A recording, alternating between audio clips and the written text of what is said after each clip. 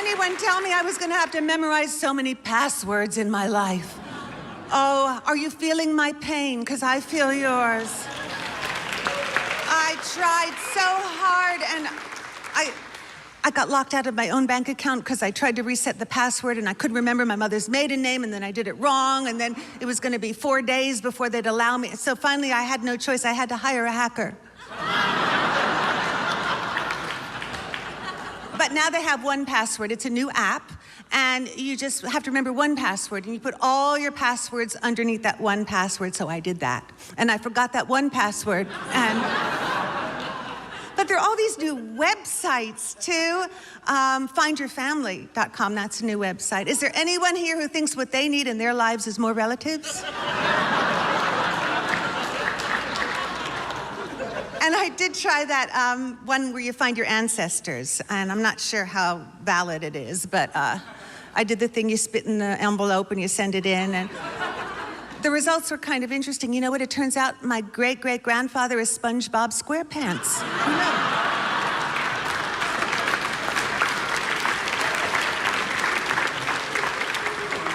And I recently had a death in my family. My phone died. And that's your best friend. Your phone is your best friend now. And it just went dead. And, you know, everyone says, turn it off and on again. And so I said, I can't do that. So I called the hotline, and 20 minutes later, I talked to someone in India who said, Deb, you turned it off and on, you know? And I said, well, it's already off, so I can't turn it off. And if I could turn it on, I wouldn't be having this conversation. So I made a Genius appointment at the Genius store with one of the Genius people. And I guess all the geniuses were in Genius school that day, because I got a teenager with blue hair and a ripped t-shirt. But he was a teenager and he was a genius, and that's why he didn't say turn it off and on again. He looked at it and said, "Ooh, your phone's dead." And he went on and he said, "Oh, sometimes it happens." That's what he said. Then he asked me, "Did you back it up on the cloud?" And I said, "No." And he said, "Well, why not?" And I said, "Because I'm 64 and I have no idea what you're talking about."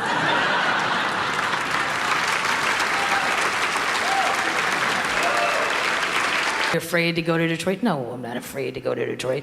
I'm not afraid of normal things. It amazes me when my friend is a DVD distributor. He's like, you know what, people love horror movies because teenagers, they love to pay to be frightened. I go, that's because they have not lived long enough to know that real life will scare the shit out of you. There is no reason to go pay to be scared. Because at this age, I could care less if a vampire walked in my house. I truly wouldn't even blink an eye. But look at this mole. Yeah, that scares me. Look at that mole. Yeah. It's got ridges on it now. It didn't 3 weeks ago. But I don't have time to go to a doctor, so I just ask other comedians. They're like, hey, does that look fucked up to you? And they go, no. I go, cool. And then I go have another beer and forget about it. Yeah. Really? You're gonna pay to be scared? I'll scare you. Here's a letter from the IRS. Do you want to open that now or after you've eaten lunch and you can vomit your $8 lunch special? I'm not afraid of a burglar. I'm afraid of the mailman. That's who I'm afraid of. That son of a bitch hasn't brought anything good to my house since I was 10. That's the last time I got a birthday card with money in it. That was it. Ever since then, nothing. But I do love the post office, which is a bit of a dichotomy because I cannot believe at this age, I have friends that when they raise the price of a stamp, my friends will go insane. Yeah, young people in their 30s and 40s. It's not old people on a budget. 30-year-olds. Oh my God, they raised the price of stamps. Jesus Christ, that's a highway robbery. This federal government, Really? It's 49 cents. You're angry about that? Because I feel the exact opposite way. I cannot believe to this day that I can walk into a building with a piece of paper in my hand and look at a full-grown adult and go, hey, 49 cents. Will you take this to Alaska?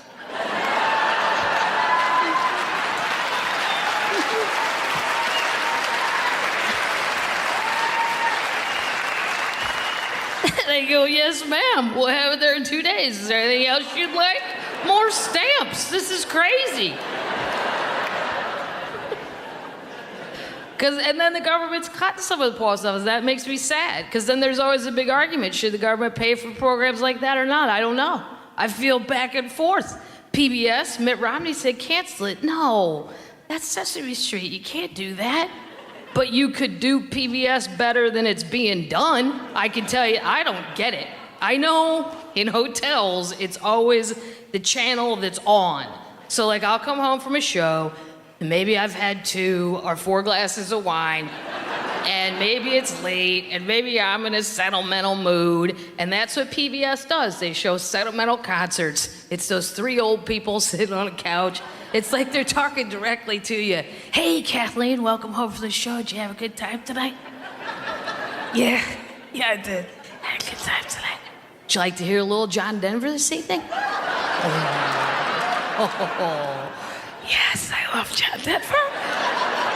I don't tell people that. It sounds geeky, and I'm still really angry at him for not putting enough gas in his airplane. I don't understand how you do that. You're an American icon. Check your gas gauge. All right, okay. But yes, I'd like to hear some John Denver. Would you like to hear John Denver sing Sunshine? Oh, yeah. I love Sunshine. And then, bam, they blast you to Red Rocks. There it is, Colorado, Red Rocks, 1978. There's John Denver singing it. Sunshine on my shoulders makes me... And then he's gone, and it's the old people again. Hey, Kathleen, were you enjoying that song? Yeah, I was. Would you like to hear John sing the rest of Sunshine? Yeah, I would. Well, here's the thing. We are $84 short, and we got Peter, Paul, and Mary coming up next, and I know you don't want Puff the Magic Dragon interrupted, so why don't you just go ahead and put $250 down on your credit card and enjoy your evening. A good thing.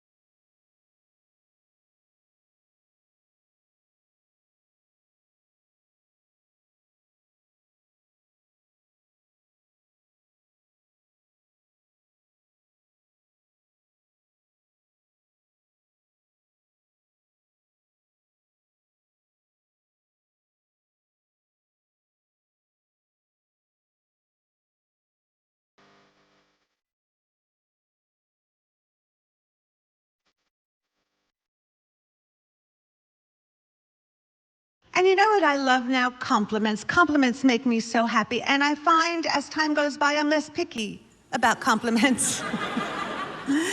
The other day, I was giving blood, and the technician said, "Nice veins," and I said, "Allow me to take you to dinner." Thank you. Some compliments are kind of underhanded. I was trying a dress on in a store, and a saleswoman said to me, "That's a very forgiving dress." I know. I said, "Then you'll forgive me if I don't buy it from you. Thank you so much." When I was younger, I was insulted by compliments. I'd be walking down the street in Manhattan, and a construction worker would yell out, "Yo, mama, bring it over here." And I'd think to myself, well, you animal. Treated me like a piece of meat. The other day, I was walking down the street, and a man who'd recently regained consciousness rolled out from under a bench, and vomit dribbled down his chin, and he opened up his crusty, pussy, bloodshot eyes, and he said, "You know, you're a good-looking woman." And I said, "And you, sir, are a fine gentleman with excellent taste. Thank you so much." I've done every kind of exercise in the world, and when I was y'all age, I was so gung-ho, and I wanted to go and do, and I wanted to be firm and tone, and then one day I just said, I don't care. But, and that's a good feeling too. But when I was y'all's age, I was big into CrossFit. Do y'all have CrossFit here? Ooh, I hope y'all don't end up in a boot. All right. It is bad mamma jamma. And it came to Knoxville, and these young boys in their early 20s opened it up, and they were darling. And they both had little fannies that looked like baseballs. And I wanted my fanny to look like a baseball. So I got my good friend Becky. Becky and I joined CrossFit together. For those of you who don't know, it's like military moves, push-ups, pull-ups, that kind of thing. They'd put a big tractor tire in the parking lot, and they'd set Becky in it, and I'd pull her across the parking lot while she held her purse. Well, these boys came to us one day, and they said, "Hey, we're going to have a contest, and whoever wins it gets 3 months of free training.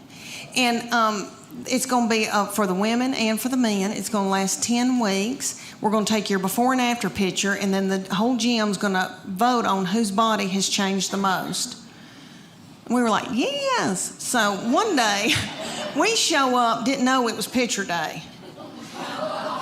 I had on a horrible-looking sports bra that had lost all of its support, and I should have bizzed it the night before. It had a gray tint to it, and it really wasn't gray. It was white. And if I'd have known it was going to be picture day, I'd have gotten a spray tan.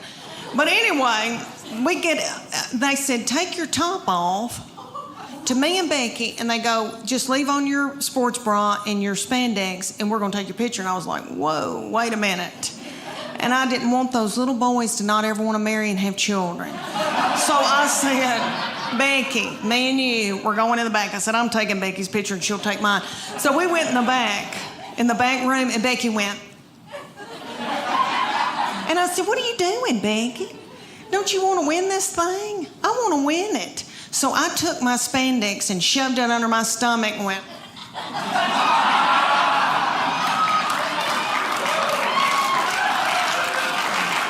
Thank you. Oh, it was a sight. These kids put it on the internet, because that's what kids do.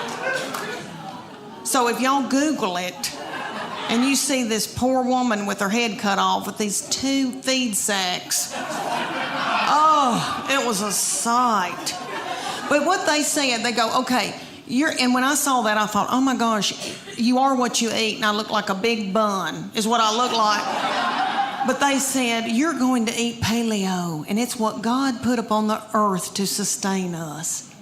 So if you can run it down and kill it, dig it out of the ground, pick it off of a bush, you can eat it." So that's lean meats, fruits, vegetables, nuts, berries, and seeds. That's no grain, no dairy. When's the last time any of y'all ever got off of white flour? Anybody? Oh, and you still can yell. Okay. Good for you. Oh my gosh, I had the shakes. Becky and I both were shaking. We drank a bunch of coffee. Then we had to have our teeth whitened. Anyway, my husband said, "You are so hateful. Will you please eat a piece of white bread?" I mean, it was awful. I mean, oh, how horrible if somebody had to get off of heroin. I mean, and I don't know what that's like, but I watched Shaft when I was little, and I remember it being a booger when somebody had to get off of heroin. This felt similar. It may not have been. Anyway, they took the after picture, and I made sure I had a spray tan. Let me tell you that, honey, because a spray tan takes 12 pounds off of you. Anyway, I had a spray tan. I had on a really cute sports bra and spandex. And I took mine, and I'm ashamed to tell y'all, but I won that thing. Oh, thank you. But she's in the 10th grade. High school's almost over. It gets so expensive. Luckily, Martin and I thought ahead, and when Molly was a baby, we put away some money for bail. So, what am I going to do the day she leaves the house? It's going to be excruciating. I was talking to my friend Cindy about it, and she said, "You know what, Rita, don't worry, because college is only 4 years, and then they come home and they live with you for the rest of their lives."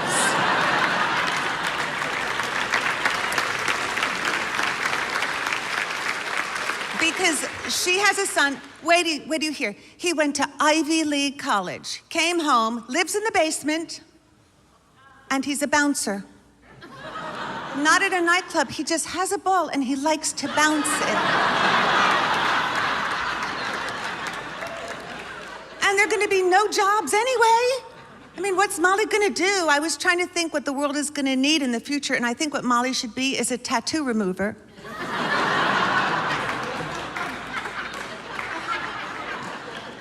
Because a lot of people are going to be happy with the decisions they made in their youth. And some people are going to say, you know, I like French toast. I don't know why I seared it into my forehead. And there's so many things I don't understand about young people. Maybe you can help me. I don't understand the clothes. Young boys' clothing is getting looser and lower. Young girls' clothing is getting tighter and higher. Saw a young couple crossing the street. He was wearing a blanket. She was wearing a blindfold. Here's something I'll never understand, the pierced tongue.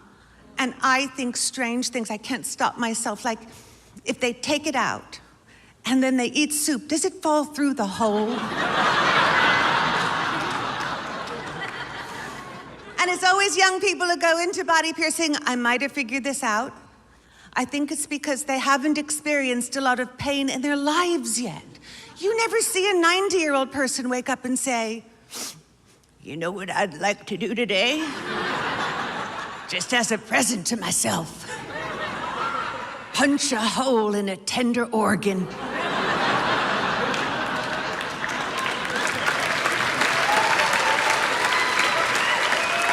And I know tattoos are all the rage, and I would never get one, but you know what? Luckily, on my left leg, I have a vein in the shape of a ship.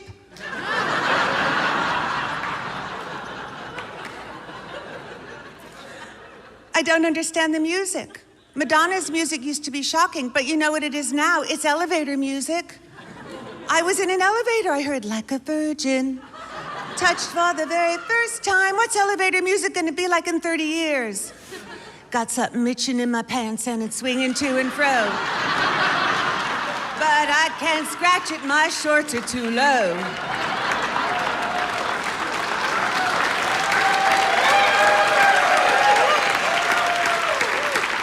For your enjoyment, that was performed by the Mormon Tabernacle Choir. People ask me, how do you stay married for 30 years? And I just say we've been very, very lucky in that no other people have found either one of us the least bit attractive. We've been together so long, we don't even have to talk anymore. We know what the other person is thinking. It's scary, we're on the same wavelength. Sometimes I'll be lying in bed and he'll just roll over and whisper in my ear, "You're wrong."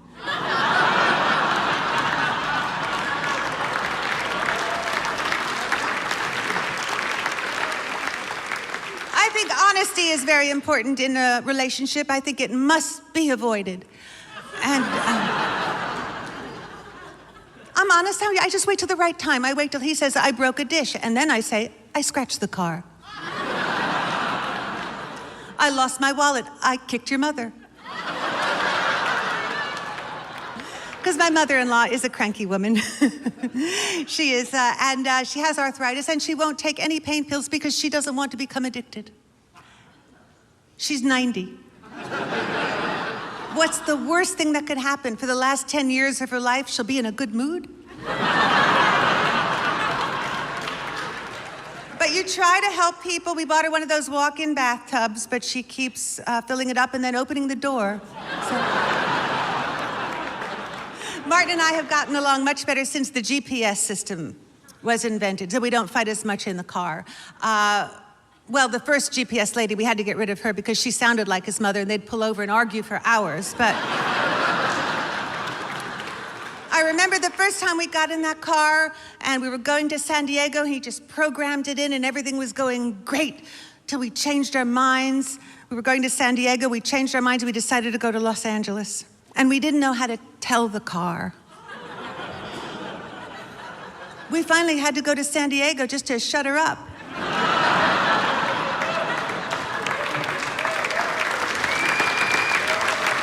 And of course, he bought the car with the self-parking system. I said, we don't need it. Well, we needed it the other day. We were parking, a policeman came over and said, that's a no parking zone. And Martin said, nothing to do with me. This is where the car wants to park. Because cars are almost human these days. They tell you everything they're feeling. A yellow light comes on if the tires need air. A red light comes on if it needs cooler. The other day we were driving along, a purple light came on. And I looked it up and it turned out the car was just feeling vulnerable.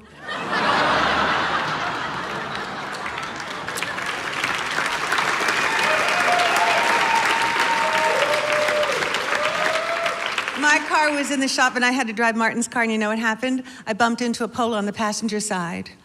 And I didn't tell him because he never goes over to that side. And one day he went over to that side and he got furious. And I said, there's no use getting angry now. This happened 6 months ago.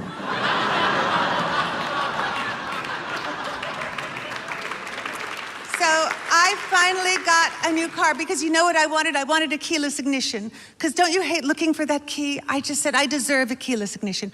So I got a car with a keyless ignition. I was driving it home. I decided to stop at Starbucks to get a $9 cup of coffee. And I wanted to test my keyless ignition. And I came out and I held my coffee because I knew I didn't have to go in my handbag. And I would just pull the handle and it didn't work. No. And I said, maybe I'm aiming it wrong. And I turned and I put nothing. And finally a guy came out and told me what I was doing wrong. I felt so dumb. He said, that's my car.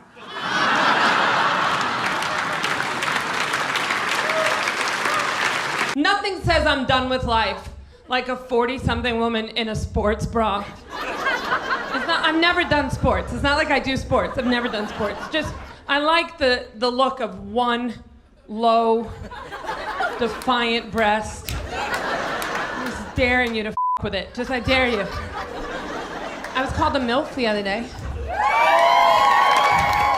Kind of a compliment. Moms, I like to be. You know what that is? Moms, I like to be. It's a compliment if you're a mother. I'm not, so it's a tad insulting. I said to the kid, I'm not a mother, but thank you. He's like, you're still MILF. No. Like, then you're a ILF. I'm like, what are you, special needs? What the is wrong with you? I love young guys. How old are you, sir? You know who I'm talking to. 43. Yeah, too old for me. Because look, did you see how he did? Anyone see it? He just did this. Just a total like, ugh, this stripper's chatty. I know, you don't want me either. I get it. We both have opinions. What do we need with each other? We both have ideas. You have ideas that you've actually thought out and put into fruition. That's annoying. Look at this kid. No ideas. No opinions. I could either one of these kids into changing their religion. One good tickle, a pinky in the this kid's following jihad. He's gonna be tougher. He doesn't care. The older guy, he doesn't care about that. Give him a chocolate eclair and put Castle on, he's happy. I really do like young guys, but Jenny's wrong. I'm not a cougar anymore because I don't hunt. Not now. Now I'm more of like, can I sit in this? I don't even know if it's gonna happen. There's a good chance we're gonna have to take me out on the stool. Just be careful, people down front. I might put your eye out if the belt pops off. It's very apropos that we're in Vegas because I'm starting to sweat like old Elvis. Like the old fat Elvis right before he died on the toilet. That's where I am right at this moment. Where were we? I'm not a cougar who hunts. No, I'm like a zoo cougar now. I'm a zooger. I'm a lazy cougar that just sits around its habitat and enjoys its fake rock. Every now and then, one of those 26-year-olds accidentally falls over the side. Excuse me. No, help yourself. I ain't running. Bad hip. I'll get the next one. Oh, y'all. I'm so much way more than I have. And since I had a baby in the hospital, I probably weigh about the same that I had a baby in the hospital. And back then, I remember thinking, oh my gosh, what in the world's happened to me? And I had my class reunion right after I had my first baby, and I wore a big jumper, and I was nursing. And I remember like drinking a Diet Coke, and my breast milk shot out the front of my dress. And then one of my friends from high school said, when are you going to have your baby? And I was like, I've had my baby. But anyway, I feel fat, and it's my hormones. I have no testosterone. I went to the doctor. I had no testosterone, no progesterone. I have way too much estrogen, which evidently makes you bitter and angry and hateful. That's what my family says. I think they're bitter and hateful and angry. But it has messed up my weight and all that. Well, that, and I've been eating white flour. But I have been on every diet in the world. I've done everything. I've done Whole30. I've done South Beach. I have done Weight Watchers. All right, I praise God that Weight Watchers doesn't have a limit on how many times you can join. Because I have joined Weight Watchers 9 times. And lost 7 pounds in all. Come to find out, you have to follow a program. I know that, but I go because the meetings are funny, and it's like going to a comedy club. It really is. It's like AA, but it's for people who eat their emotions. And that's who I am. I eat my emotions. Like my husband would come home and the kids would be fighting and he'd say something like, what have you done all day? And I'd eat a hot dog and I don't even know where it came from. Well, I had to keep from drinking whiskey. I didn't want to get hooked on whiskey with little children. So I joined Weight Watchers so many times, and this last time, Oprah bought it. And they had Oprah on TV, and she was twirling pasta on a fork and running through tall grass. And I thought, well, if she can do it, I can do it. No, turns out, no, for the 9th time. But what the deal is they give you a point value on food. So fruits and vegetables are free.